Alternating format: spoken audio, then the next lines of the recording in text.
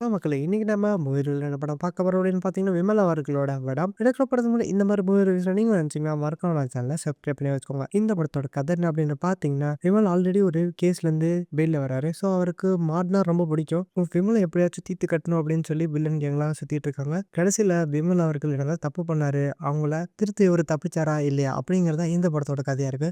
இல்லை பர்சனல் என்ன சொல்ல அப்படின்னு பார்த்தீங்கன்னா, மியூசிக்ஸ் இந்த படத்துக்கு ஓகேவா இருந்துச்சு. அந்த மாடு வர சீன்ஸ்லாம் ரொம்பவே ரியலாக இருந்துச்சு. அந்த மஞ்சு வரட சீன்ஸ்லாம் எந்த ஒரு சிஜி இல்லாம நல்லா நேர்த்தியாவே பண்ணியிருந்தாங்க.